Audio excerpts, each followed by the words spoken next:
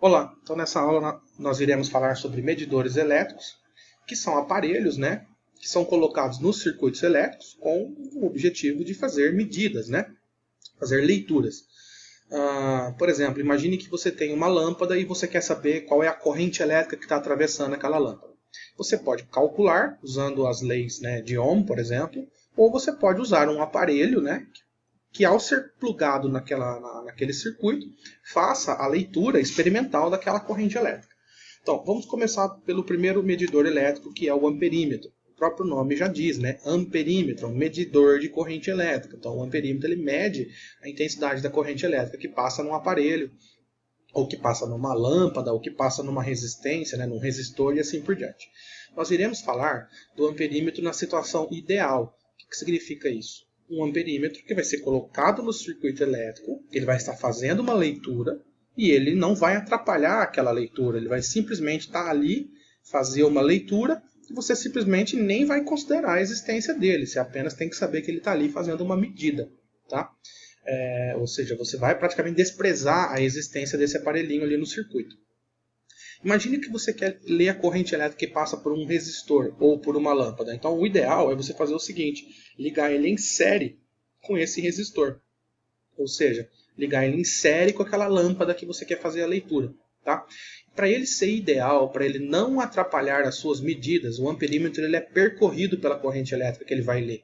Tá? Nós já vamos fazer um exemplo daqui a pouco, mas a ideia é essa. Quando você vai ler a corrente elétrica que passa numa lâmpada, você tem que fazer essa corrente elétrica passar por dentro do amperímetro também.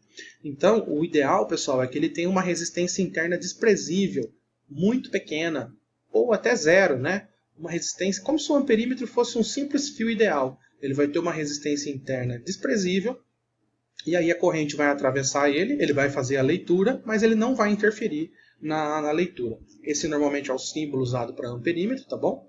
E a ideia é essa: quando a corrente elétrica atravessar o seu amperímetro, é como se esse amperímetro não existisse, porque ele é como se fosse um fio ideal, ele tem uma resistência interna desprezível, ou seja, o amperímetro não tem resistência interna. Essa é a ideia do amperímetro, essas são as principais características, e o probleminha é muito simples. Imagine essa situação aqui. Você tem um resistor, tá? E você quer ler a corrente elétrica que passa nesse resistor.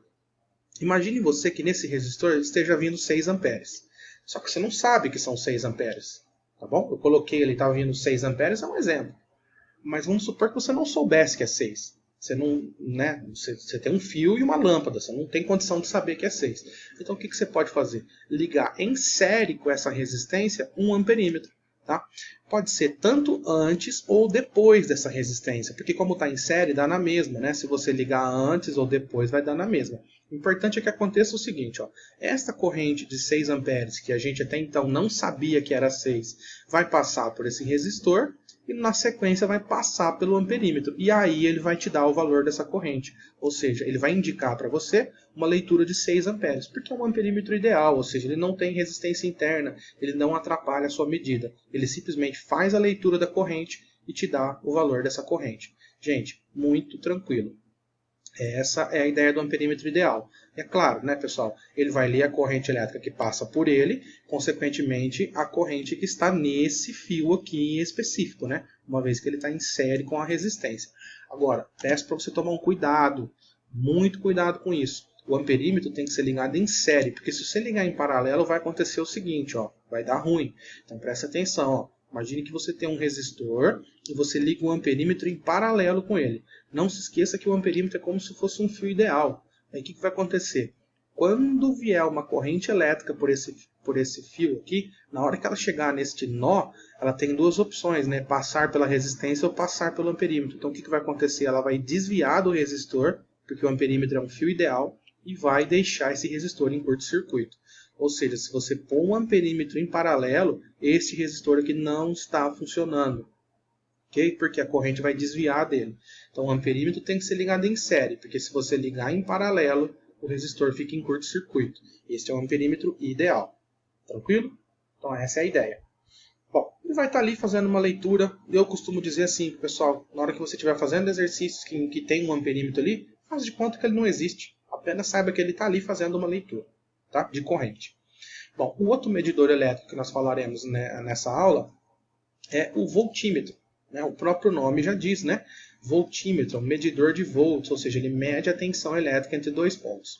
Vamos supor que você tem uma tomada, mas você não sabe que ela é de você não sabe, perdão, se ela é de 127 volts, você não sabe se ela é de 220 volts, você não sabe se ela é de 12 volts. Então, como fazer isso? Ligar essa tomada em um voltímetro. Esse voltímetro vai indicar para você a tensão elétrica entre aqueles dois pontos, no caso, entre aqueles dois furinhos da tomada. Tá? Agora, qual que é o jeito certo da gente trabalhar? O voltímetro ideal, que eu quero dizer, né? É ligar esse voltímetro em paralelo com o resistor que você quer analisar. Por exemplo, você tem uma resistência e você quer saber quantos volts essa resistência está consumindo. Então, você tem que ligar este voltímetro em paralelo com esta resistência, ou seja, em paralelo com esse resistor. Ok? E o ideal, vocês vão entender daqui a pouco, a hora que eu vou fazer o exemplo, o ideal é que esse voltímetro apresente uma resistência interna muito elevada, como se fosse infinita.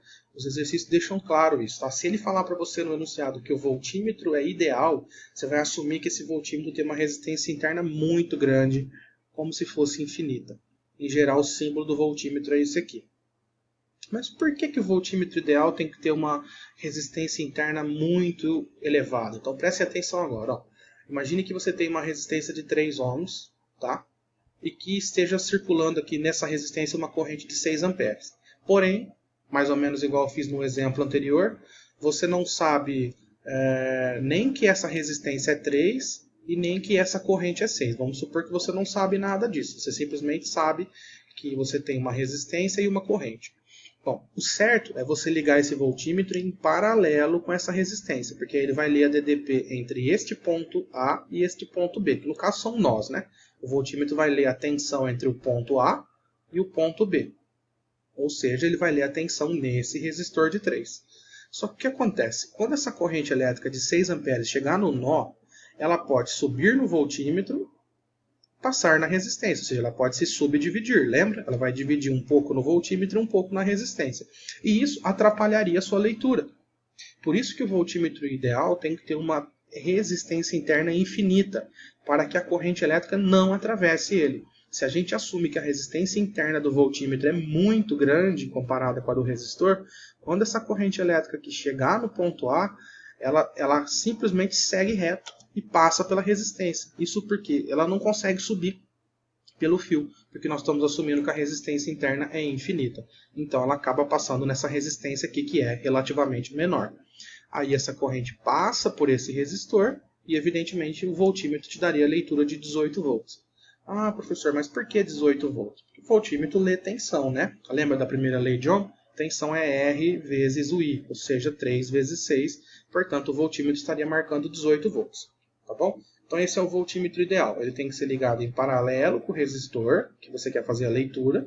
Ele tem uma resistência interna infinita, ou seja, a corrente elétrica não atravessa ele, e aí ela simplesmente passa pela resistência que você está analisando, e ele te dá a leitura, a tensão elétrica entre esses dois pontos. Ok? E tome cuidado, mais ou menos igual a gente fez lá no exemplo anterior. O voltímetro tem que ser ligado em paralelo. Se você ligar em série, o que vai acontecer? Não esqueça, o voltímetro ideal tem resistência interna infinita. Então, não vai existir corrente elétrica naquele fio. Não existe, porque qualquer corrente elétrica que tentar entrar nesse fio não consegue, simplesmente porque esse voltímetro tem uma resistência interna infinita. Então, o voltímetro você tem que ligar em paralelo, porque se você ligar em série, este resistor não vai receber corrente elétrica. Quando eu digo ligar em série, pode ser depois ou antes, né, conforme eu falei, mas de qualquer maneira, o voltímetro ele sempre bloqueia a corrente naquele fio que ele está ligado. Isso porque ele é um resistor em tese de resistência infinita. Beleza? Então essa é a ideia, tá, pessoal? O voltímetro ele vai estar lendo a DDP e tem que ser ligado em paralelo. E se o voltímetro é o voltímetro ideal, né, ele tem uma resistência interna infinita.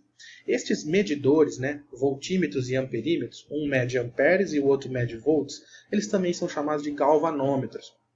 Tá? Galvanômetros seriam, né, aparelhos analógicos antigos que se baseavam na deflexão de uma agulha para fazer essas medidas, como se fosse o velocímetro de um carro. Né? Os galvanômetros, eles, a partir das medidas de correntes elétricas, era possível também chegar nos valores de tensão elétrica. Okay?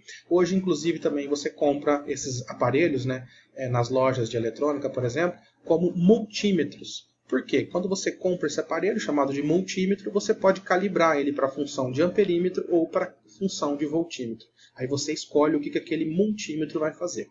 Tudo bem, pessoal? Então é um conceito bem simples, mais uma ferramentinha aí para você conhecer acerca dos circuitos elétricos. Obrigado pela sua atenção e até o próximo vídeo.